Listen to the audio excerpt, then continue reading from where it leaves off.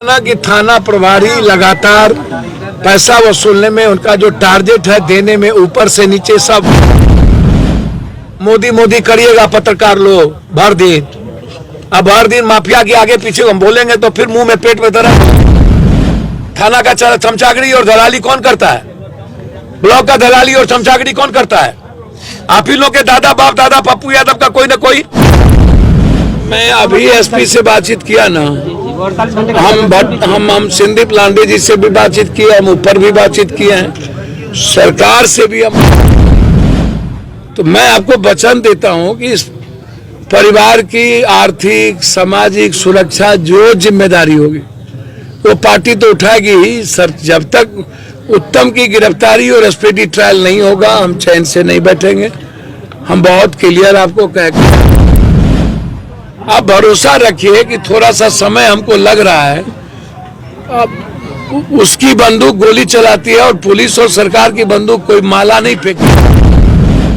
3 दिन का समय मांगा है।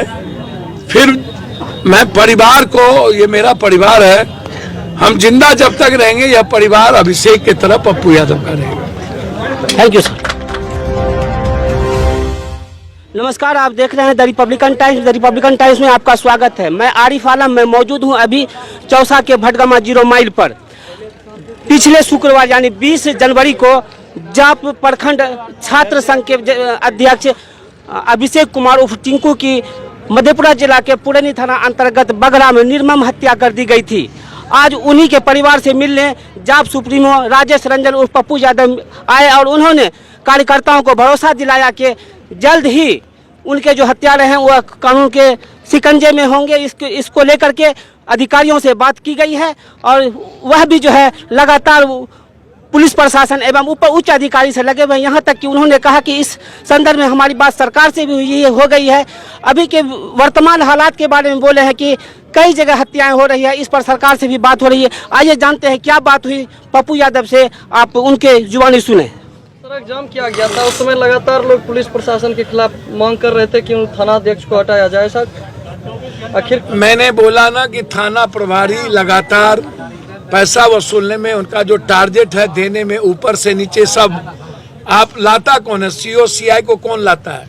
रोपिएगा बबूल, खाइएगा खजूर, मोदी मोदी करिएगा पत्रकार लोग भर दिन। अब भर दिन माफिया के आगे पीछे हम बोलेंगे तो फिर मुंह में पेट में दर्द हो जाएगा, समझे? पत्रकार लोग हमको बोलवाइए नहीं, आप बोलेंगे तो पेट में दर्द हो जाएगा। थाना का चमचागिरी और दलाली कौन करता है? ब्लॉक का दलाली और चमचागिरी कौन करता है? आप ही लोग के दादा बाप दादा पप्पू यादव का कोई ना कोई।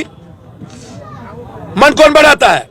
ये जितने बड़े लोग हैं वो थाना की चमचागिरी करता है। अब मिडिल क्लास लड़ना नहीं जानता है। हम तो किसी थाना को नहीं बकसते हैं। एमपी एमएलए बनाइएगा, बोलूंगा तो फिर पेट में कहेगा पप्पू यादव बोल दिए। भाई पीएम और सीएम की जिम्मेदारी है ना। कौन लाता है थाना एसपी और को? नेता ना। नेता को बनाता कौन है? वो लेंगे पैसा, वो लेंगे दारू। भैया से न जीती था भौजी के बोलेंगे तो फिर लगेगा दारू। हम तो लड़ते ही हैं। आप लड़िएगा, भर दिन चलिएगा मेरे साथ, एक दिन चलिए ना, एक सप्ताह रहिए ना मेरे साथ, पता चल जाएगा दुनिया का। अभिषेक जी को जल्द ही इंसाफ मिलेगा, इस आश्वासन के कितना बार बोले। एसपी से बातचीत हुई सबकी, मैं लगातार कंटिन्यू रहूंगा और गवर्नमेंट से जाके कल बात करें। लेकिन जिस दिन सर ये मतलब रोड जाम किया गया तो उस दिन भी तो वो आश्वासन। मैं अभी एसपी से बातचीत किया ना, हम संदीप लांडे जी से भी बातचीत किया, हम ऊपर भी बातचीत किए हैं, सरकार से भी हम बातचीत करेंगे। ये छोटी घटना नहीं है। इस तरह का चैलेंज कर करके दबंगों की तरह और फिर एकदम कि हम और चुन चुन के मारेंगे तो ये समाज, सबसे बड़ा दिक्कत क्या है कि समाज भी अपराधियों को प्रोटेक्ट करती है। हम तो लगातार बोलते रहे कि ऐसे अपराधियों को समाज का भी प्रोटेक्शन मिल जाता है और हम लड़ने की हिम्मत हमारी खत्म हो गई। समाज मौन हो जाता है, कुछ देर हम लोग रहते हैं, उसके बाद हम लोग चुप हो जाते हैं। तो मैं आपको वचन देता हूं कि इस परिवार की आर्थिक सामाजिक सुरक्षा जो जिम्मेदारी होगी वो पार्टी तो उठाएगी ही सर। जब तक उत्तम की गिरफ्तारी और स्पीडी ट्रायल नहीं होगा हम चैन से नहीं बैठेंगे। हम बहुत क्लियर आपको कह के जा रहे हैं और भरोसा रखिए, मैं बार बार कहता हूं कि जो उदा किशुनगंज अनुमंडल है, जो आलमनगर, चौसा और ये जो पुरैनी, ये जो इलाका है ये कंप्लीट नौगछिया और इस पार उस पार से सटा हुआ है। अपराध करके या तो हम भागलपुर नौगछिया भाग जाते हैं, खगड़िया भाग जाते हैं या फिर कहीं और भाग जाते हैं। तो ये जो इलाका है वो अपराध और अपराधियों का एक जोन बना हुआ है। मधेपुरा में सबसे ज़्यादा कोई अनपीस जगह है तो उदा किशनगंज अनुमंडल है और नौगछिया खरीक का इलाका है। तो इसलिए हमको विशेष ऑपरेशन की सरकार को जरूरत है। इस इलाके में जितने शूटर हैं या अपराध करने की प्रवृत्ति जिसको है उसको हर कीमत पर मिटा देने की जरूरत है। अपराध तो सर और भी जिला में मतलब सहरसा में एक ही साथ मतलब अलग अलग 3 अपराधियों को जो है अलग अलग अपराधियों ने 3 लोगों को मारा गोली। कल हम वहां जा रहे हैं, सनोज यादव को मारा था। कल हम पारस में रात में उनसे 9 बजे मिले हैं। वो बिल्कुल वेंटिलेटर पर है, पता नहीं जिनकी मौत के साथ है, बच पाएंगे भगवान से हम प्रार्थना करते हैं कि वो बच जाए। हालात अच्छे नहीं है। मैं लगातार अपराधियों के खिलाफ मुहिम में हूँ। सरकार को लगातार मैं जगा रहा हूँ। सरकार और उसके पदाधिकारी के पीछे मैं हूँ, चाहे कटिहार का मर्डर का मामला हो चाहे जहाँ का भी मामला हो। आप भरोसा रखिए कि थोड़ा सा समय हमको लग रहा है।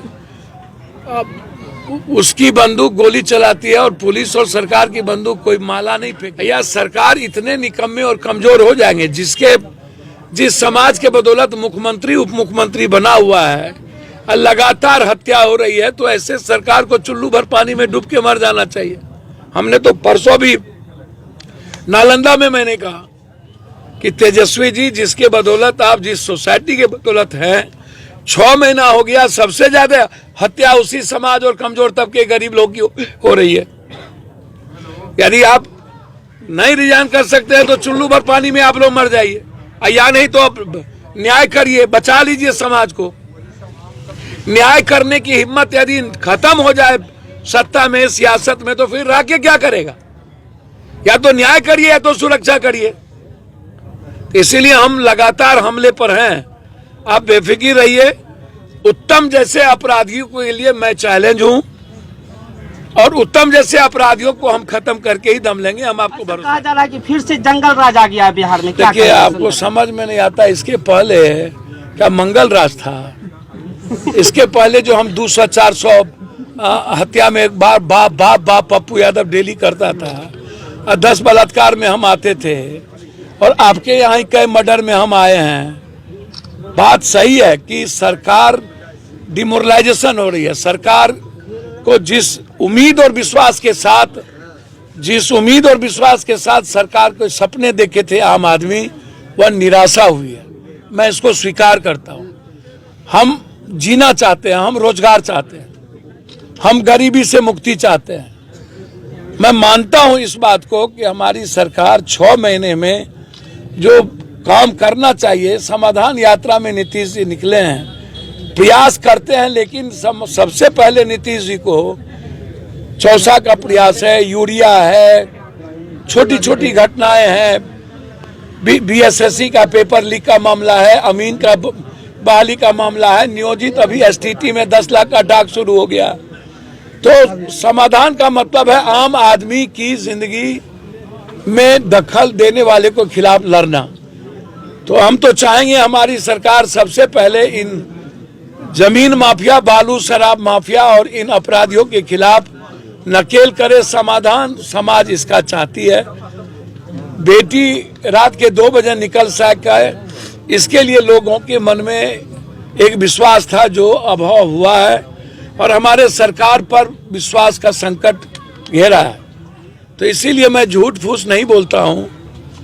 कल की जो घटना थी वो कमी नहीं आई है। लगातार कंटिन्यू अपराधी का मनोबल बढ़ा हुआ है। कल भी अपराधी का मनोबल बढ़ा था, आज भी अपराधी का मनोबल लगातार। भट्टी के आने के बाद भी पटना में, खचकला में 4-4 हत्या हो गई।